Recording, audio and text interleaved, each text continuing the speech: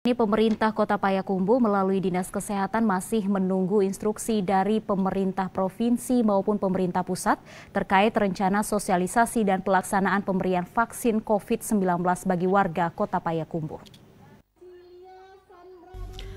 Pemerintah Kota Payakumbuh menunggu petunjuk atau pedoman dari pemerintah pusat untuk memulai mensosialisasikan kepada masyarakat terkait vaksinasi COVID-19, termasuk untuk pelaksanaan pemberian vaksin kepada mereka yang diprioritaskan.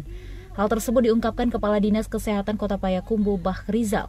Menurutnya, hingga saat ini pihaknya baru mendapatkan petunjuk secara umum dalam proses vaksinasi COVID-19. Dari informasi yang didapat, nantinya mereka yang diprioritaskan untuk diberi vaksin adalah tenaga kesehatan, TNI dan Polri, serta mereka yang pernah terkena dan rentan terhadap COVID-19.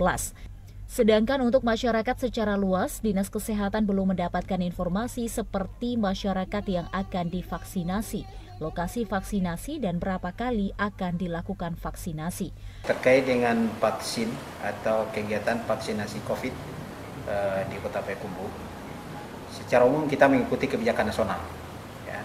Kebijakan nasional adalah kita sekarang memang dalam persiapan untuk melakukan vaksinasi terhadap warga Kota Payakumbuh.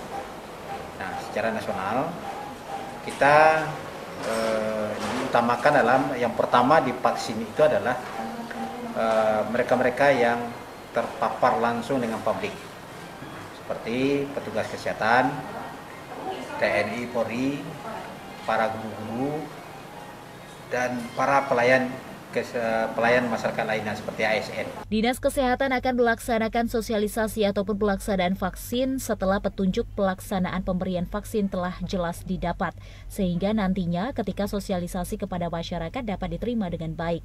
Hingga saat ini perkembangan kasus COVID-19 di Payakumbuh relatif menurun dan terkendali, terbukti dengan zonasi daerah tersebut yang saat ini masuk ke zona kuning.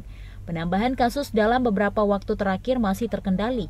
Hingga saat ini total kasus COVID-19 di Payakumbuh mencapai 500 lebih, dengan 8 orang diantaranya dinyatakan meninggal, sementara jumlah pasien positif COVID-19 yang sembuh mencapai angka 400 lebih.